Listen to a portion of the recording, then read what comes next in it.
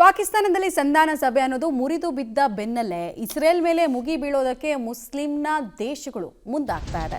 ಪ್ರಮುಖವಾಗಿ ಯುದ್ಧಕ್ಕೆ ಎಂಟ್ರಿ ಕೊಡೋದಕ್ಕೆ ಟರ್ಕಿ ಸಿದ್ಧತೆಯನ್ನು ಮಾಡ್ಕೊಳ್ತಾ ಇದೆ ಅನ್ನೋದರ ಮಾಹಿತಿ ಲಭ್ಯ ಆಗ್ತಾ ಇದೆ. ಈ ಬಗ್ಗೆ ಇನ್ಫ್ಯಾಕ್ಟ್ ಸುಳಿವು ಬಿಟ್ಟುಕೊಟ್ಟಿದ್ದಾರೆ ಟರ್ಕಿ ಅಧ್ಯಕ್ಷರೇ.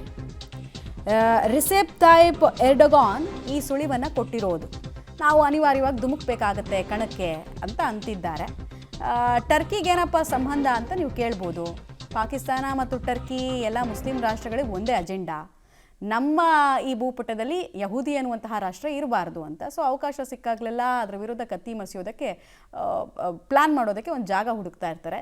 ಹಾಗೆ ನೋಡೋದಕ್ಕೆ ಹೋದರೆ ಹಿಸ್ಟ್ರಿ ತೆಗೆದು ನೋಡಿದ್ರೆ ನಾವು ಟರ್ಕಿ ಯಾವತ್ತೂ ಕೂಡ ಇಸ್ರೇಲ್ ವಿರುದ್ಧ ಡೈರೆಕ್ಟಾಗಿ ಮುಗಿಬಿದ್ದಿಲ್ಲ. ಇನ್ಫ್ಯಾಕ್ಟ್ ಇಸ್ರೇಲ್ ಅನ್ನೋ ದೇಶಕ್ಕೆ ಅಂತಾರಾಷ್ಟ್ರೀಯವಾಗಿ ಮೊದಲು ಮಾನ್ಯತೆ ಕೊಟ್ಟಿದ್ದು ಯಾರು ಕೇಳಿದರೆ ಟರ್ಕಿ.